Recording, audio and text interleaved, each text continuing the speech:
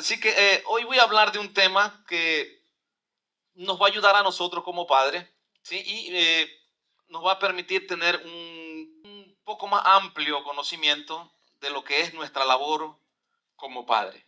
Amén. Así que diga conmigo esto, porque voy a llamarle más o menos de esta manera, a sé hombre. ¿De qué voy a hablar? Sé hombre. Así que mira el que está a su lado y dice hombre, dígale, sé hombre. Vamos, dígaselo más fuerte, dígalo con ganas, así como hombre. Dígale, sé hombre, dígale. ¿Sabe? Porque eso fue lo que le dijo un padre a un hijo en la Biblia. Las únicas palabras que le dio un hombre, o el hombre que dice la escritura, el hombre conforme al corazón de Dios a su hijo, ¿sabe qué le dijo? Sé hombre. El único que dijo, sé hombre. Y si David le dice a su hijo, sé hombre, o sea, algo tiene que significar eso. Y si eso significa algo, a mí me llama la atención, yo lo busco. Tengo que saber qué es lo que exactamente quiso decir David a su hijo, sé hombre. ¿Y sabe quién era el hijo de David? Salomón, el hombre más sabio también de la tierra. A ese hombre el padre le dijo, sé hombre. Así que vamos a investigar qué significa ser hombre. La Biblia dice en el libro de Génesis, en el capítulo 2, que Dios crea al hombre, ¿sí? Dios crea al hombre en el capítulo 2, verso 15, dice que Dios crea al hombre y lo pone en un lugar llamado Edén. ¿Cómo se llamaba el lugar? ¿Cómo se llamaba el lugar? Y dice que Dios puso a este hombre que él hizo y que él formó en este lugar llamado Edén. Y le da algunas instrucciones. Le dice, tendrás que labrarlo y tendrás que cuidarlo. Entonces, lo que le pide Dios al hombre, cuando él lo crea, le da solamente una instrucción o le dice algo, le dice, mira, tienes que ser instruido.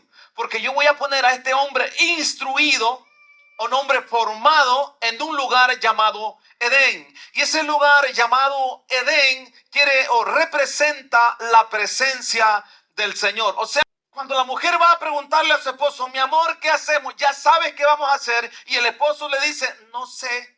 Es la peor respuesta que le puede dar un hombre a una mujer. O peor. ¿Y tú qué piensas? Con otra respuesta. Eso espera. Y aunque no lo tenga resuelto. Pero ella espera que su hombre diga eso, que salga a la defensiva, que salga él a defender su hogar, que diga, no te preocupes, ya todo está resuelto. Aquí estoy yo. ¡Wow! Esa mujer cae rendida. De sueño, de lo que sea, pero de algo cae rendida. Y es por eso que cuando la serpiente viene a querer meter su cizaña, a quien va, ¿sabe a quién es? Es a la mujer. Porque al hombre no podía llegar. ¿Sabe por qué? Porque ese hombre estaba formado. Porque ese hombre tenía una comunión con Dios. Porque ese hombre hablaba con Dios. Ese hombre era... Y dice que la mujer compartió el fruto con Adán. ¿Y sabe qué pasó? Nada. Pero cuando Adán comió del fruto, ¿sabe qué pasó? Dios aparece y le dice, Adán, ¿dónde estás? La mujer comió, la mujer disfrutó, la mujer lo vio que era delicioso, que era bueno ante los ojos y lo comió y hizo todo lo que ella quiso, pero ante eso no pasó nada. ¿Sabe por qué? Porque a quien Dios había formado era ese hombre. Y a ese hombre es que Dios... Mire, Efesios capítulo 5, versos 21 al 23. Sujetaos los unos a los otros en el temor del Señor. Y ahora sí, todos los varones fuertes, así como en su casa, grítelo fuerte conmigo, a la de 3, el verso 22. Verso 22, pongámoslo en la pantalla, el verso 22, con fuerza, así como en su casa, con la autoridad, así como lo que usted es. Amén. A la 1, a las 2 y a las 3.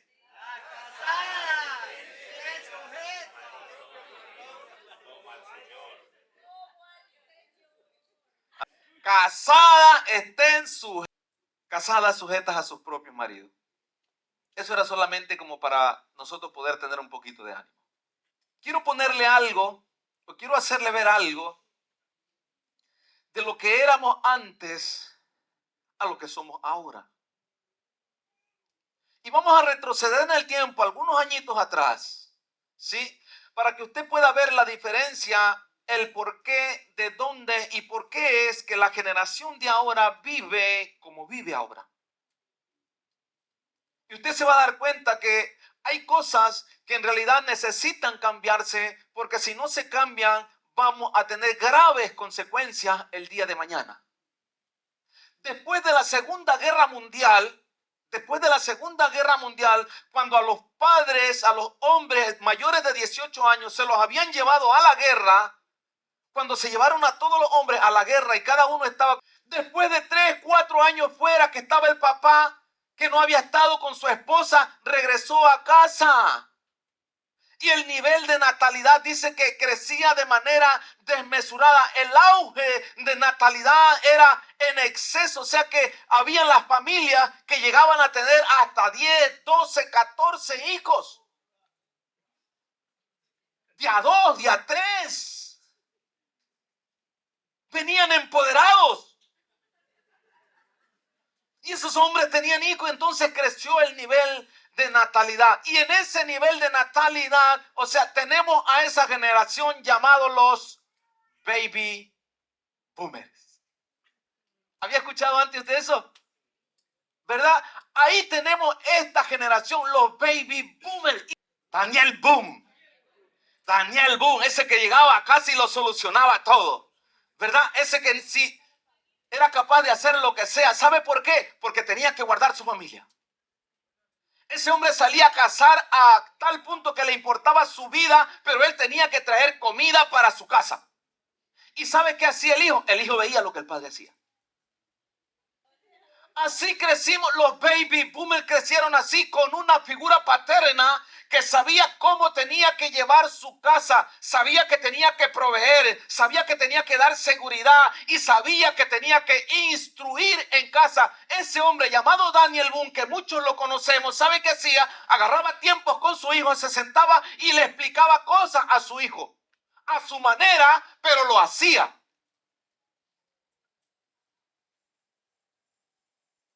Y no perdí un padre y un hijo ahí. Un padre y un hijo.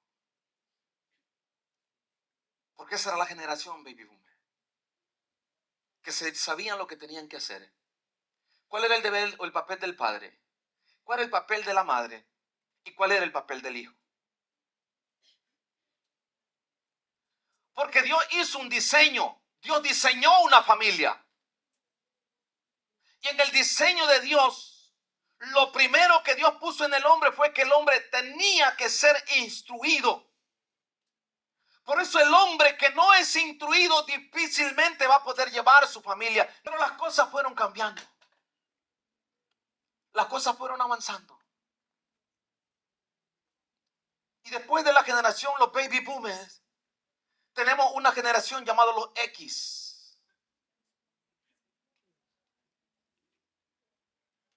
Con el tiempo pasando ya los 65 hasta los 80, que es la generación X, el auge televisivo, Daniel Boone, Bonanza, el Gran Chaparral ya no está.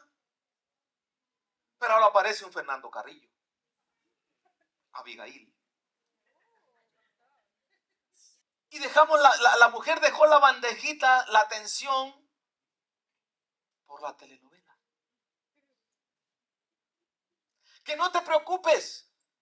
Si ese no te ama, habrá alguien que te ame. ¿Por qué tienes que tú estarlo atendiendo todos los días? ¿Acaso él no tiene manos? ¿Acaso él no puede hacerse su comida? Y ahora queremos tener un estado igualitario. Y ahora buscamos la igualdad. Y aparecieron ahora María la del barrio, Betty la fea, Marimar.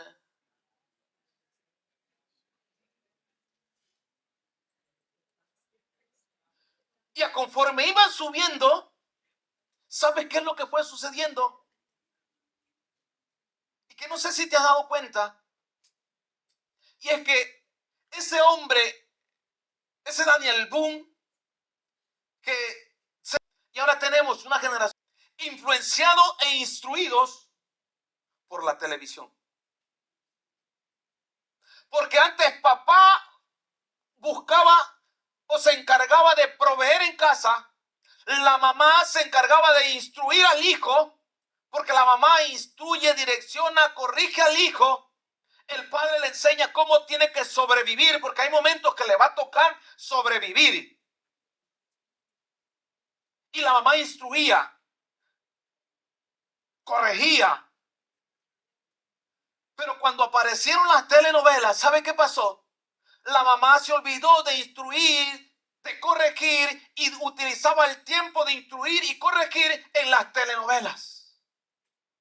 Y el niño creció con lo que la tele le enseñaba.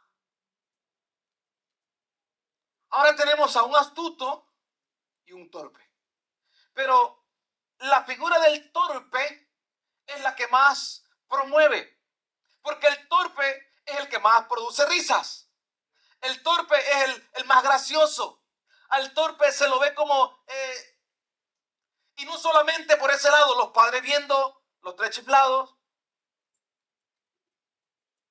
y los niños por otro lado, ¿sabe qué veían? La imagen,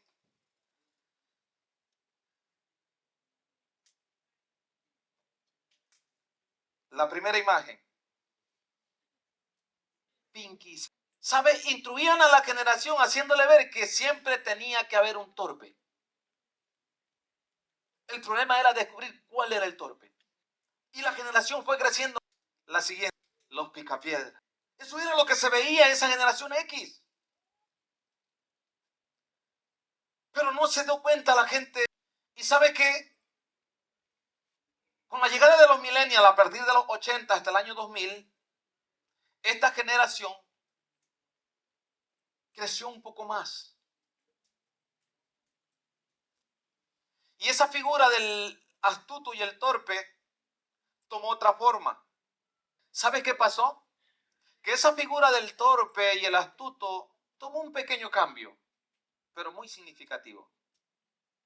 Y es que ahora la figura del torpe y el astuto se introdujo. El niño, el adolescente. Y el torpe, a que no adivinas quién es ahora. Ahora el torpe se introdujo en casa ya. El torpe ya no está en la tele. El torpe ya no está como dibujos animados.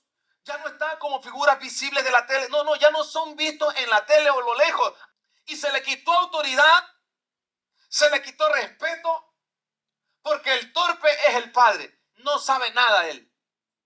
Porque al padre le preguntan algo y dice, no, yo no sé nada de eso. Allá pregunten a usted, sabe quién le pregunta. Pero a mí ni me pregunte de eso. Me alegraba escucharla a la niña que daba aquí su elogio para su padre. Mi padre todavía agarra tornillitos por ahí para cuando él llega a casa. Dice que en algún momento le sirve y de verdad le sirve. ¡Wow! Un cuadro se cae y ese cuadro tiene que ir a la basura. Porque ese cuadro ahí no se monta en la vida. Si usted no trae ahí un arquitecto, no contrata ahí usted un equipo para que venga y coloque ese cuadro no se pone. O sea, lo más fácil, ¿sabe qué es? Porque el padre se ha creído que él no sabe nada. Y ya las decisiones no las toma el padre. El hijo va y le pregunta al padre y se acuerda, es que es papá, no, era con mamá que quería hablar, no era contigo. El hijo lo ha asumido. Ya no necesita hablar. Y esa es la generación que vivimos hoy en día. Que los que toman las decisiones en casa, ¿sabes quiénes son? Los hijos. Los hijos deciden qué hacer. Los hijos deciden dónde vamos. Los hijos deciden si nos quedamos en casa o nos vamos fuera. Los hijos deciden si nos vestimos o no nos vestimos. Los hijos están decidiendo la vida del padre y de la madre. ¿Sabe por qué? Porque la generación que vivimos hoy en día y destruimos el modelo de Dios. Se destruyó el modelo de Dios. Y la mujer fue creciendo con esa figura también. Ahora la mujer es la que tiene la autoridad. Porque el hombre decidió perder su autoridad. Pero te voy a leer algo que dice en Primera de Reyes, capítulo 2. Y cuando llegaron los días en que David había de morir, mandó a Salomón su hijo diciendo, mire lo que le dice: yo sigo el camino de toda la tierra, de todo en la tierra. Esfuérzate. ¿Y qué más? Esfuérzate y sé hombre. David le está diciendo a Salomón, hijo, voy a morir, estoy en mis últimos días, esfuérzate y sé hombre. Pero mira qué significa ser hombre. Verso 3. ¿Qué significa ser hombre? Míralo. Guarda los preceptos de Jehová tu Dios, porque eso es lo que necesita Dios de sus hijos, de los sacerdotes de casa. Que sean hombres, ¿por qué? Porque Dios instruye a ese hombre para que ese hombre instruya en casa. ¿Cómo vamos a instruir nuestros hijos, nuestra familia en casa si no conocemos los mandamientos y los preceptos que Dios ha establecido para que andemos en ellos? ¿Cómo? ¿En qué ocupamos nuestro tiempo? ¿Cómo corregimos a nuestros hijos? ¿Cómo los direccionamos? ¿Cómo les decimos esto sí, esto no?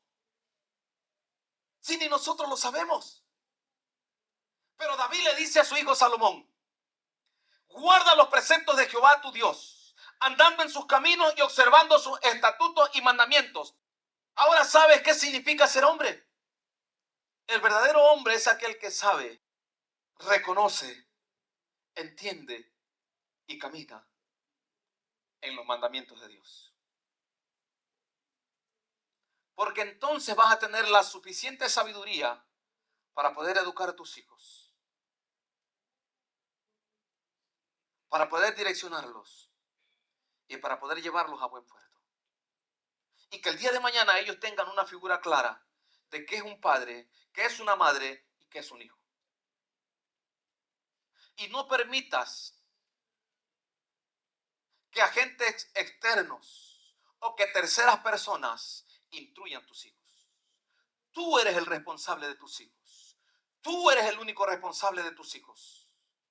Dios te va a pedir cuenta a ti, papá, acerca de tus hijos. Porque ¿sabes qué? Déjame decirte una cosa. Como está el fundamento, ¿sabes qué significa ser hombre? Ser hombre significa ser el fundamento. Ser hombre significa ser el fundamento. Y el fundamento, si ese fundamento está mal, todo lo demás está mal. Por eso, como está el fundamento, así es esa casa. Así como es ese fundamento, así es esa casa. Porque el hombre es la figura de la casa. Entonces, como eres tu hombre en casa, así será tu casa. Y te voy a terminar dando 5 principios o 5 cosas que le dio Dios al hombre en el huerto del Edén o en la presencia del Señor. Número 1, y con esto terminamos. Lo primero que le dio Dios al hombre en el huerto fue trabajo. Adán, después que lo formó, fue que le dijo, no es bueno que esté solo. Primero le dio trabajo. Así que lo primero es trabajo. Lo segundo es que tiene que aprender a cultivar. ¿Qué significa cultivar? Tiene que aprender a regar, tiene que aprender a abonar, tiene que aprender a deshojar, tiene que aprender a podar. Si eres casado, pues necesitas aprender algunas cosas del hogar. Necesitas saber algunas cosas que se deben hacer en el hogar. Mi primera responsabilidad, usted lo sabe como pastor, no es la iglesia. Para mí no es la iglesia. Mi primera responsabilidad como hombre es mi esposa. Y después de mi esposa están mis hijos. Y después de mis hijos, mi familia. Y después de mi familia, la iglesia.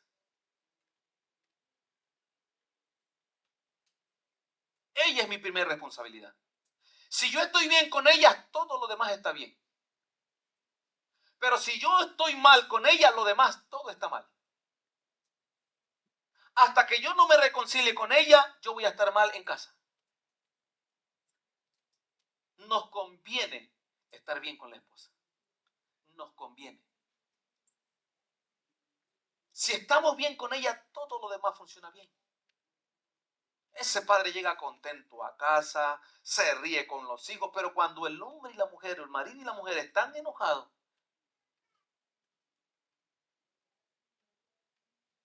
llega tarde, si es posible cuando todos estén dormidos, porque no quiere llegar a casa.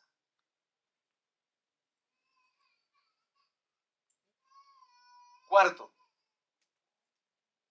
lo cuarto que Dios le dice al hombre es: asegúrate de enseñar mi palabra. Asegúrate de enseñar mi palabra. Entonces, si quieres enseñar tú los mandamientos y los preceptos del Señor en casa, tienes que conocerlos tú. Pero si tú no los conoces, no los puedes enseñar. Y por último, Dios le dice al hombre: tienes que ser un líder. Tienes que ser un líder. ¿Sabes qué significa ser un líder? Un líder es aquel que es capaz de sacar el máximo potencial de la gente que está con él. Un líder no es aquel que sabe mandar, aquel que sabe pedir. No, el líder no. El líder es aquel que es capaz de sacar el máximo potencial de los que están a su alrededor.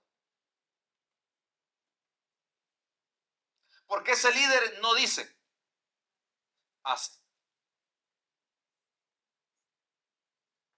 El verdadero líder es aquel que demuestra las cosas a través de los hechos, no a través de los dichos. Estoy repleto de tu amor sin merecerlo yo.